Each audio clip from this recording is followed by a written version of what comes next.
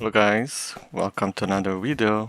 We didn't have any freaking class changes for a while and finally we have one. On next Wednesday we got some class changes, so let's have a look at them. So stuff that affect both PvE and PvP. For Evokers, Augmentation, Nerub R Palace, two-piece class set increases upheaval damage by 15% was 30% and eruption damage by 15% per stack was 30%. So developers notes with recent buffs, the augmentation's personal damage, this older class set became stronger than intended. So basically they nerfed the old two-piece class set. Preservation, healing of all spells and abilities increased, does not affect PvP combat. Living Flame healing increased by 30%. Spirit Bloom healing increased by 20%. Echo's base healing is increased by 100%.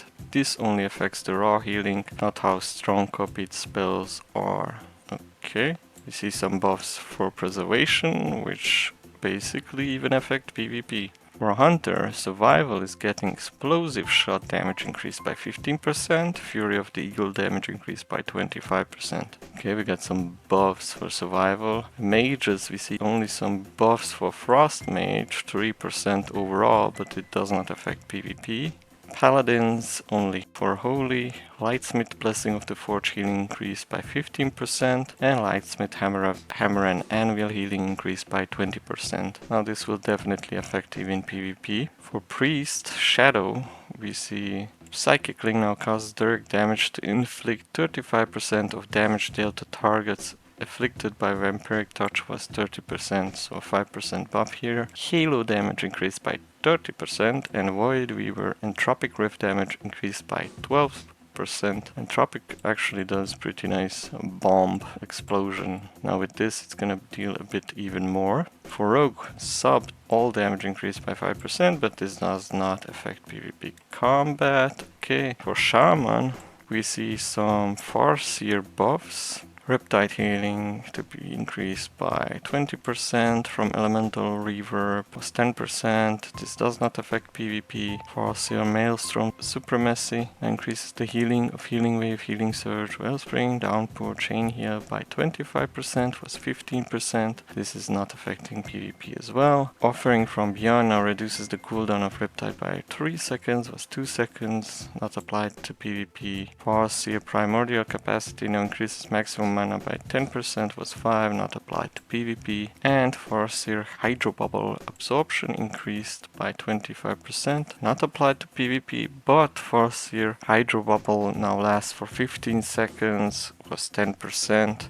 This is as well in PvP. But let's not forget, we still have the PvP changes as well. Now Warlock Destruction, seems like they're buffing Diabolist because mostly people play the other hero talents. So Ruination damage increased by 35%. Wicked Cleave damage increased by 15. Chaos Salvo damage increased by 15. Fellseeker damage increased by 15. Gloom of Natrezar now causes enemies marked by Havoc to take 7% increased damage from your single target spells, was 5%. Actually, these changes are pretty neat for Diabolist Destruction Warlocks, and they try apparently to make people try to play Diabolist, to not play only the other hero talent. I mean, pretty nice damage increase, Ruination, Epic Bomb. Warrior Arms Whirlwind damage increased by 100%. Some AoE damage, but who's using Whirlwind in PvP? Fury as well, Whirlwind damage increased by 120% here. Thunderclap damage increased by 25%, Odin's Fury damage increased by 30%, and Mountain Tame Thunderblast damage increased by 25%. Now Fury, these three abilities, mostly these two, these are actually buffs even for PvP. Now let's look at the PvP changes. First of all, which is interesting. They don't start with Death Knight, they start with Druid. For balance, Red gets an overall 15% increase damage in PvP, but they nerfed the Keeper of the Grove Blooming Infusion. Now it only increases Rat or Starfire damage by 25% in PvP, and that was 100%. And the same for Restoration. Now here comes the Death Knight changes. Improved Death Strike is no longer reduced by 50% in PvP combat. And this means that we're gonna heal a bit more with Death Strike, which is freaking great, because if you do not play Blood, you lack survivability so hard. So this is an epic change, like it. Now for Frost Strike damage increased by 12%. And Obliterate damage increased by 12%. Okay, we are getting more damage, but we really would need the Remorseless Winter Stun back. It's so missing. I mean, just buffing our damage is not gonna do much, but okay. Gonna have just raw, just do damage. Unholy, Magus of the Dead's Shadow Ball damage is no longer reduced by 50% in PvP combat. I actually noticed this, that when they cast Shadow Ball it deals less damage. So it was actually reduced by 50%. Now, that's gonna deal, I mean, mages. Magus of the Dead, they're gonna deal more damage. And Festering Strike damage increased by 100% in PvP combat. Now, this really surprised me, and this already means that you might even take the talent, which makes your Festering Strike do AoE damage, and it deals more damage, so we might actually try this out. Just that I say improved Death Strike, this is for all 3 DK specs. Now Mages, Frostfire overpowered barrier now causes Blazing Barrier to reflect 40% of damage absorbed was 60%. Okay, Frost Mage is gonna deal less damage from their Blazing Barrier, because it's kinda crazy when I open details. Most damage done by freaking shield. Fire, overpowered barrier now causes Blazing Barrier. Okay, it's the same. Nerfed by 20%. Now we see some Fire Mage buffs. Pyroblast damage increased by 20%. Fireblast damage increased by 15%. Fireball by 15%. Scorch by 15%. And Frostfire Isothermic Core now causes Meteor to call down a Comet Storm at 200% effectiveness, was 215%, so this gets a bit nerfed. Yeah, I mean.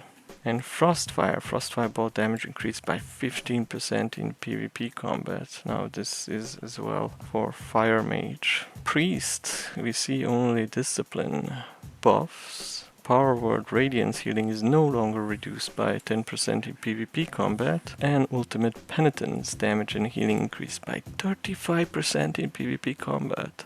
That's cool. I just imagine going full haste priest, and if you catch somebody off guard solo, just penance them to death. Rogue Outlaw. Combat stamina now increases stamina by 18%, in PvP combat was 12%. They're actually giving Outlaw more stamina to make them harder to kill. For me it feels like they're already freaking hard to kill. Shaman Restoration. Oh, we do see some Shaman Restoration buffs. So Earth Shield healing increased by 20% in PvP combat. Earth Living Weapon healing increased by 20% in PvP combat. Healing Rain healing increased by 15% in PvP combat. Totemic Surging Totem healing increased by 15% in PvP combat. Totemic Lively Totems now cast a free chain heal at 150%. Effectiveness in PvP combat was 100%. Okay, these are actually nice changes for Restoration Shamans to make them more viable. Now for Warlock, basically for all specs, we see Demon Skin armor increase is now 30% more effective in PvP combat. So Warlock's gonna become much more tanky against melee, against hunters.